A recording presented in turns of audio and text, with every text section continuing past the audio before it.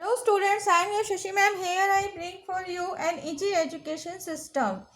आज हम करेंगे क्वेश्चन नंबर 3 एक्सरसाइज 5.2 का। स्टार्ट करने से पहले मैं आपसे कहना चाहूँगी कि अगर अभी तक आपने हमारे चैनल को सब्सक्राइब नहीं किया है तो ज़रूर सब्सक्राइब करें, शेयर करें, लाइक करें। स्टार्ट करते हैं। क्या कहा गया है क्वेश्चन में? In the following APs find the missing terms in the boxes. क्या मतलब हुआ इसका कि हमारे पास जो नीचे एपीज दी गई हैं उनमें जो हमें बॉक्स दिए गए हैं, ये बॉक्स आपको दिख रहे हैं, इन्हें हमें क्या करना है, यहाँ पर जो वैल्यू आनी चाहिए वो फाइंड आउट करनी है। ठीक है, तो यहाँ भी सेम वही फार्मूला लगेगा जो मैंने आपको लास्ट क्वेश्चन में समझाया था, an वाला। उसी फार्मूले के अकॉर्डिंग हमें ये क्वेश्चन जो है वो सॉल्व करना है। स्टार्ट करते हैं। ठीक है, इसमें हमें सबसे पहले ये देखना है कि जब भी हमें कोई टर्म फाइंड आउट करनी है, जैसे यहाँ पर हमारे पास क्या है, आप देखेंगे फर्स्ट टर्म हो गई, सेकंड टर्म हमें फाइंड आउट करनी है, हमारे पास थर्ड टर्म है। तो हम यहाँ क्या करेंगे, किसी भी टर्म को फाइंड आउट करने के लिए हमें जो चाहिए होगा वो होगा ए और डी।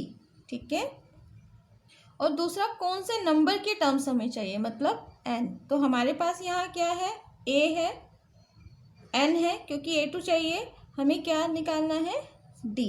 हमारे पास क्या नहीं है, डी नहीं है। ठीक है, तो कैसे सॉल्व करेंगे? गिवन क्या है हमारे पास, ए कितना है 2 और एन कितना है, एन भी 2 है, सेकंड टर्म निकालनी है, हमें क्या फाइंड आउट करना है, डी। तो हमारे पास एक चीज़ और है, ए थ्री हमारे पास कितना है 26। तो जब हमारे पास दो टर्म्स गिवन हो और डी गिवन नहीं है या ए गिवन नहीं है तो हम इजीली उसको निकाल सकते हैं। तो हम कैसे निकालेंगे? हम सबसे पहले एक फॉर्मूला रखेंगे, A N equal to A plus N minus 1 multiply by D.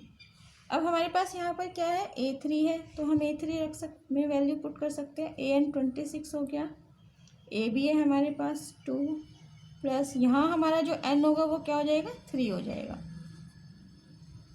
D हमें नहीं पता। ठीक है, 26 2 इधर आके माइनस हो जाएगा, ये कितना हो जाएगा 2D। 26 में से 2 माइनस करेंगे आप 24 और डी की वैल्यू कितनी आ गई 24 डिवाइडेड बाय 2। तो डी हमारे पास कितना आया 12 आ गया। ठीक है, डी हमारे पास कितना आ गया 12 आ गया। अब जब हमारे पास डी है तो हम क्या निकाल सकते हैं, सेकंड टर्म निकाल सकते हैं। ए हमारे पास कितना है 2, तो A2 कितना हो जाएगा, A2 हो जाएगा A1 प्लस डी। और ये मैंने आपको पहले ही बताया कि A इक्वल टू A1 होता है। ठीक है, तो A1 हमारे पास 2 है, डी हमारे पास क्या है 12 है, आप 9 करके,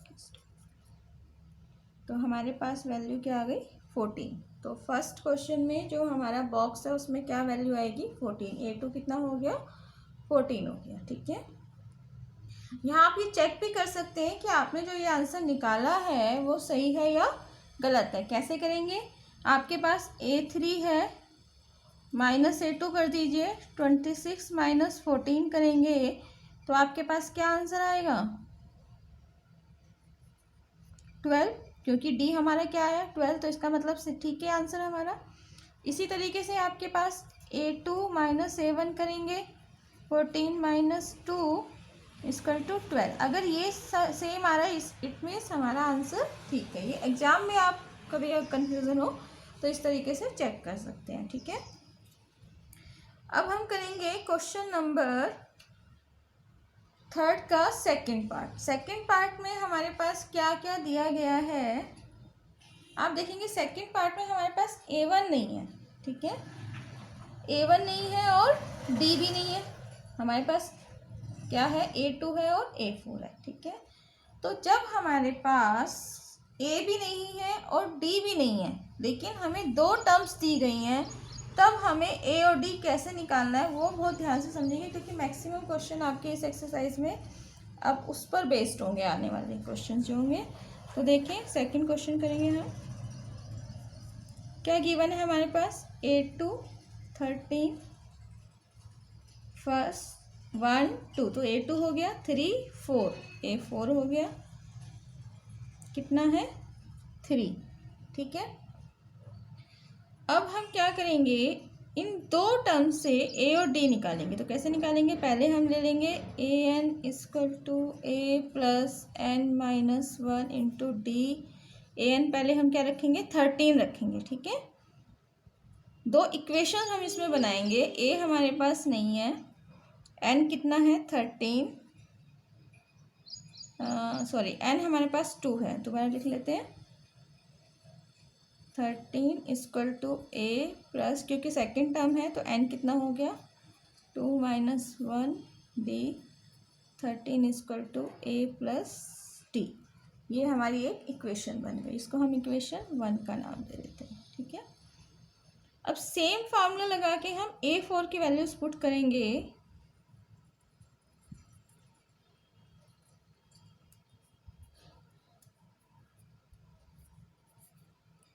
यहाँ A4 AN कितना है हमारे पास 3 है, ए हमें नहीं पता, एन कितना हो जाएगा, एन हो जाएगा 4 माइनस 1 डी।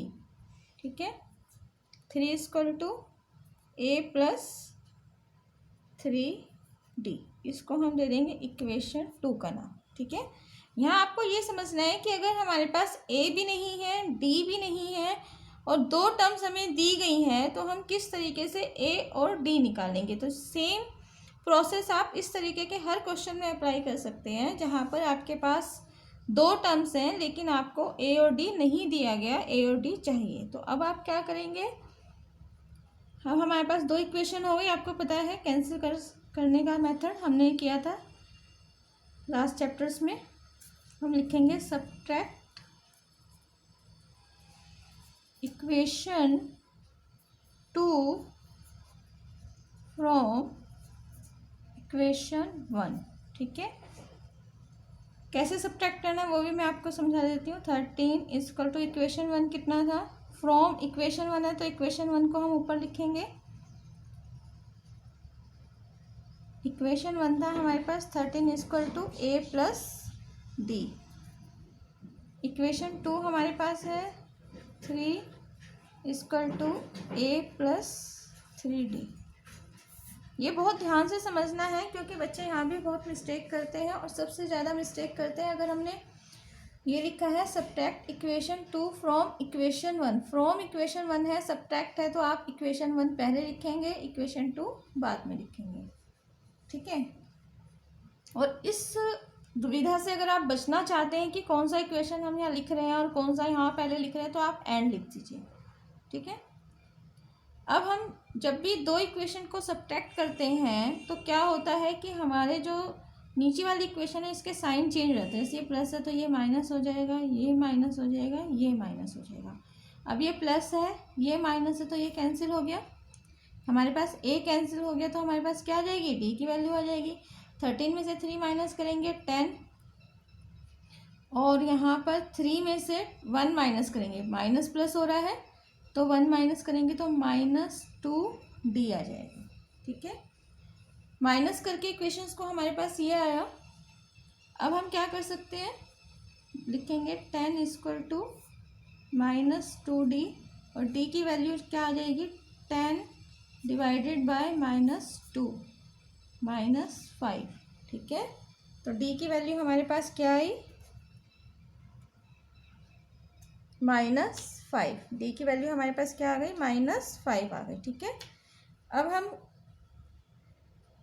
हमें क्या निकालना है, अब हमें निकालना है ए और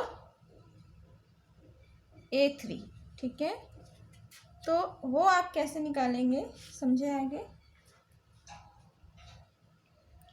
डी हमारे पास क्या आया -5 आया। ठीक है, हमारे पास क्या है A2 है, तो अगर मुझे ए निकालना है तो मैं कैसे निकालूंगी, उसके लिए आप क्या कर सकते हैं, ए निकालने के लिए फार्मूला लगेगा A2 माइनस डी। आपको समझ में आया कैसे बनाइए फार्मूला? अगर मुझे A2 निकालना है तो हम क्या करते हैं, A1 प्लस डी करते हैं। अगर मुझे यहाँ A1 निकालना है तो मैं क्या करूँगी, A2 माइनस डी कर दूँगी। ठीक है, तो A2 हमारे पास कितना है 13 माइनस डी हमारे पास कितना है -5। अब क्योंकि माइनस में है तो हम इसको पहले ऐसे ब्रैकेट में रखेंगे, सॉल्व करेंगे। 13 माइनस माइनस प्लस 5 कितना आ गया 18। तो फर्स्ट टर्म हमारे यहाँ पर क्या आ गई 18 आ गई। ठीक है, इतना समझ में आया। अब आपको A3 निकालना है तो अब आप क्या कर सकते हैं, A2 प्लस डी कर सकते हैं। A2 कितना है हमारे पास 13, डी कितना है -5, कितना हो जाएगा 13 प्लस माइनस माइनस, और 13 में से अगर आप 5 माइनस करेंगे तो 8। तो हमारे यहाँ पर ये वैल्यू क्या आ जाएगी 8 आ जाएगी। ठीक है, उम्मीद करती हूँ आपको समझ में आया होगा। अच्छे से करें। अब आगे के क्वेश्चन आप खुद करने की कोशिश करें। वैसे तो जैसे ही मैंने फर्स्ट क्वेश्चन कराया, आपको क्या करना है, वीडियो पॉज करनी है, कोशिश करनी है ये क्वेश्चन करने की। लेकिन ये क्वेश्चन दोनों क्योंकि दोनों अलग हैं तो आप ये कर सकते हैं कि आप फर्स्ट का क्वेश्चन का वीडियो देख लिया आपने, सेकंड का देख लिया। अब आप इसमें से कोई भी एक क्वेश्चन जो आपको इजी लगता है, जैसे क्वेश्चन नंबर 4, इसमें भी आपको 2 टर्म्स दी गई हैं, तो 2 टर्म से आपको कैसे निकालना है ए और डी, वो मैंने इसमें समझाया। तो सेकंड पार्ट जैसे मैंने कराया है उसी फार्मूले से आप ए और डी निकालें और उसके बाद ये सारी टर्म्स आप निकाल सकते हैं। इसी तरीके से आप क्वेश्चन नंबर 5 कर सकते हैं।